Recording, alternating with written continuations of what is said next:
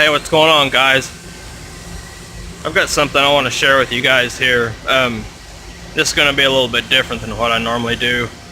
Today when I was watching Jay Young's like biography or whatever, a couple things he had said brought some things on my mind. It kind of inspired me of something I want to share with you guys. In no way am I trying to copy like Jay Young's format or whatever. I love Jay Young's content, love watching him. I don't have the privilege of knowing him like some of you guys do, but he seemed like a really great guy. But anyways, like I said, I've got something that I wanted to share with you guys, and so here we go. Hey guys, just kind of wanted to share my story with you guys about how I got addicted to heroin. You know, maybe if I could, somebody could hear this and help them to make the right decision and not make the same decision that I did, and maybe it could help them, keep them from destroying their life. A lot of people out there, they don't realize how the danger, how dangerous opiates and painkillers are. People don't really realize it, you know, because it's prescribed from a doctor. A lot of people, you know, people take medicine, they think of it as just like medicine. So, just a little bit of a background. I'm not going to get into my whole childhood, but as a child, I mean, I can look back and say that I honestly had the best childhood that a kid could have. I came from a Christian home, a devoted Christian home. My dad's a preacher. He pastors a church. So,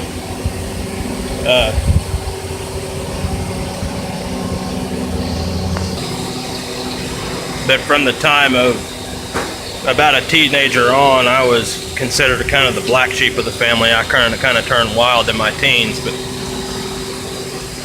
I eventually got married when I was 18. A long story short about that, my ex-wife cheated on me. She left me for another man. We had bought a home. I had a really good job. I took 2 years of machine shop in high school and had progressed in my career to making pretty good money. We had bought a house. So after she left, I kind of started hanging out with some people, you know, that I probably shouldn't have hung out with, obviously. One of my buddies, he took hydrocodone. So he'd offer me one every now and then. By the way, I'm at work, guys. I try to do this in the middle of working here. Like I said, he would offer me a hydro every now and then. I'd be like, no, I'm all right, man. Well, finally one day I'm like, you know, I'll take one. So I did. And I liked it. I mean, it felt, you know, it felt good. So the next weekend comes around, I'm like, man, I'd like to take another one of that. So I called him, I'm like, hey, dude, you got another one of them hydros? It's like, yeah. So it eventually progressed there from on out. I got to where I was taking hydros every weekend. I'd take them just, you know, I thought, well, I'll just take them to kind of chill out, you know, kind of relax, you know. Didn't really think anything about it. I mean, I figured, you know, if I wanted to just stop, I'd just stop taking it. I didn't really think that it would be anything bad. I mean, so it eventually got to where I was, you know, taking them on the weekends, like I said, and then I started taking them at work. I mean, it would make the day at work so much better. I could get so much work done. I didn't feel tired, had energy, and it just made work. I mean, it just made work so much better, you know. Well, it got to where they wasn't working as much, so I had to take more of them. I'd have to take 2 at a time instead of just one, you know, and then I'd have to take them more times a day. Or take, you know, and then got to having to take 2 or 3 or 4 at a time, you know. Well, eventually it got to where that they just didn't hardly work. I'd have to take so many of them to even get anything out of them. So I came across some people that had Oxycontin. So I started buying those. And of course, like most people know, they're stronger than hydrocodones. So what I'd do with those is I'd take the strap from a hose clamp and kind of grind them up, kind of like using a cheese grater to grind them up, and I would snort them. So it just turned into a horrible habit. You know, a long story short about that, I eventually lost my job because of not being able to work. You know, when I couldn't find medicine. You know, and even sometimes I'd try to go to work, but I wouldn't. You know, my work habit was horrible. You know, even if I did show up to work, you know, on the days that I'd be sick, I wouldn't be able to work, obviously, because I'd be sick coming down off these pills. So I lost my job. I got fired from a good job, making good money. Eventually, my home went into foreclosure because I wasn't making the house payments. Was buying a very nice home, had a really nice house, went into foreclosure, and you know, didn't have a job and had this habit that costed a lot of money. So over the next probably 6 months, within about 6 months, I had sold off pretty much everything I owned. I'm talking all my guns. I had a garage full of tools, a boat that I sold that boat for $500. It was like a $3,000 boat. I sold that thing for $500. Sold everything pretty much dirt cheap. Anything that I had that was of value. I mean, I had a lot of nice stuff. Sold it all to support this habit. You know, down and out, I mean, bad. I got to where I was getting into legal trouble because I wasn't paying I wasn't keeping up my insurance on my car, wasn't paying my tags, so I'd get tickets and wouldn't pay, didn't have the money for the tickets or whatever. I wouldn't go to court, get the FTA's failure to appear, have warrants. I'd go to jail, and then I'd bail out with a court date, miss court, and get more warrants, get pulled over, and go to jail. And then, and every time I get pulled over, I was racking up more and more tickets. So of course I lost my license. Oh, sorry. So, yeah, it was just a really bad time in my life. At one point, you can only, like I was saying, I was getting pulled over. I would never actually take care of these tickets. Well, you can only do that for so long, and eventually it all catches up to you. So I eventually got put in jail, of course. I had to serve my time. Well, when I had gotten pulled over, my car got impounded, and at this point, the only thing that I had was my car and my clothes, and I had my clothes in my car because I was basically just going from place to place, homeless. I'd stay with one friend for maybe 1 or 2 nights, and then try to find somewhere else to stay for the next couple nights. I always had family, that loved me dearly, but I was in such bad shape. I didn't want them to see me. So I would just go from place to place, and I was just going, people don't want you to stay there if you're not putting in money, especially a drug addict. If you're not putting in money, they don't want you to stay there, for more than a night or two. So I had all my clothes in my car. Like I said, I was just going from place to place. So my car got impounded. Well, when I got out of jail, they had crushed my car because nobody had called them or anything and told him, you know, about, hey, we're going to pick this car up or anything. So basically, at that point, I had lost everything that I owned, down to the clothes on my back that I had when I went to jail. That's the only thing I had when I come out. I had my clothes I went to jail in, my billfold, I had a phone, and the keys to a car that I obviously didn't have anymore. So, was down. I mean, I hated myself. You know, imagining, you know, everything that I had lost, and I had let it all go, you know. Had a drug habit, and like an idiot, you know, as soon as I got out of jail, it was right back to the same thing.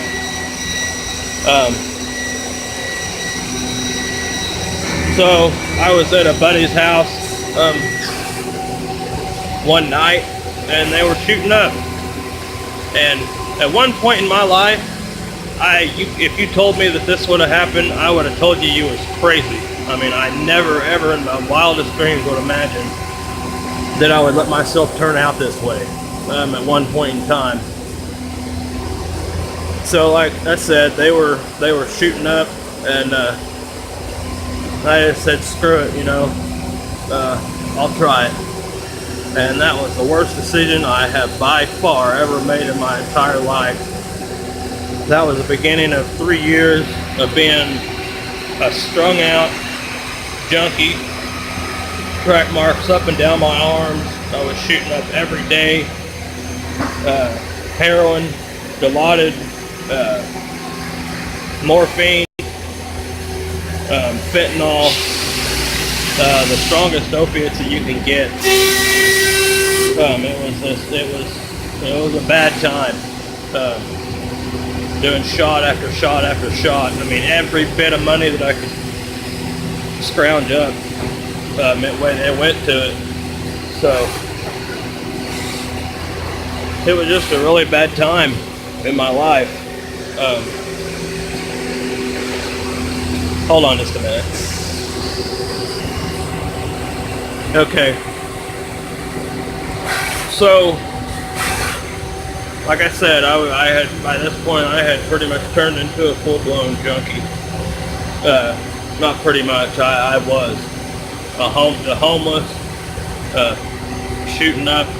I'd probably do anywhere from 20 to 50, 60 shots a day if you count all the wash shots, but I don't, you know. So it was bad. During this time, I remember one time I was at my sister's house, and I had, my sister had caught me in her bathroom crushing up morphine pills, getting ready to shoot them up. And my brother-in-law kicked me out. He told me, you gotta go, man. And so I was laying on their couch waiting on a ride to come pick me up, and my mother walked in the room. She had had tears in her eyes, crying, and she bent over and put her arms around me. She said, Jason, I'm still proud of you. And I mean, that cut me to through to my core, man. I can't tell you how that got to me. Really bad. I mean, from this point, I mean, I prayed every day for God to give me a way to try to get clean. I mean, I wanted my life back so bad, but I couldn't do anything. I mean, I was hooked. I mean, I couldn't do anything without this medicine. Shooting these pills up and shooting up heroin. It was really bad. Hold on just a minute. Sorry about this, guys. So somehow, I found out about a methadone clinic, and I had heard about people getting clean this way, but I had heard some people say bad things about it, you know. But at this point, I mean, I was willing to try anything. I mean, I wanted to get clean so bad. Like I said, I wanted my life back. I've got 2 kids. They're 11 and 12 years old now. I wanted to be a good father again. I wanted my life back. Was willing to try anything. So that turned out to be the best thing. It saved my life. I mean, it really did. Somehow I managed to get the $100 to get started, and I got clean. I was able to quit doing everything. I quit hanging out with everybody that I hung out with that did drugs. Completely just quit having anything to do with all of it. I begged my job to take me back. I talked to them time and time again, and they'd be like, "Man, we want to hire you back. We just don't know if want to make sure that you're ready and everything." And I'd come back, and they finally ended up giving me another chance and let me come back. And it's been about 3.5 years now. Been clean to this day. Never one time I will never again go back to that, man. I've managed to put my life back together. Got a good relationship with my kids, with my family. I've got a nice home, nice car. I managed to get my license back, and it's been a lot of work. I mean, it's not been easy. I had no idea, really, how much of a hole that I had gotten myself into until I started to try to climb out of it. And I realized everything, what I had done, the people I had hurt, everything, the financial aspect of it, happened to try to get out of it. I owed people money, everything. I'm still, even 3.5 years later, I'm still having to pay it back. I'm still serving, I'm still dealing with the consequences of it. But like I said, God's provided me with a nice home again. I've got some nice things. I got a toolbox full of tools. My boys, like I said, they're 11 and 12 years old now. I've got an excellent relationship with them. I love them to death. They're my whole life. Got a car. I've got a really good job. I make really good money. Held down my job now for 3.5 years. And doing a good job. Perfect attendance. And I'm happy to say I'm not on drugs anymore. I have recovered from being one-time being strung out, shooting up on the needle. I'm the full recovered heroin addict. And I just thank God for it, and my family that's always been behind me. I'm sure there's no telling how many prayers that they prayed for me. But I just kind of wanted to tell my story, and try to, so people could hear. Like I said, if anybody, even one person could hear this and help them to keep from making a bad decision. These painkillers are dangerous, man. I'm not saying that nobody should take them. They do have their place, but to abuse them is bad. People don't really realize, if you just take one, they don't really think anything about it, but it progresses. It don't start off, it starts off small. You can, like I said, I started from taking just one hydrocodone, and that's what it snowballed into. And even taking that one the first time, it wasn't like that I was going through withdrawals right off the bat. They slowly came on, to where that you become dependent on this, just like needing food or water. It's even more so than that. You need these pills and this medicine or these opiates. It's more important than food and water. It's that bad. So yeah, like I said, if I could just help one person to, you know, to stay away from it, then it would all be worth it. So that's my story, and you guys take care. Well, that's it for this one, guys. If you guys like this video, hit the thumbs up button, subscribe, leave a comment, and we'll see you guys in the next one.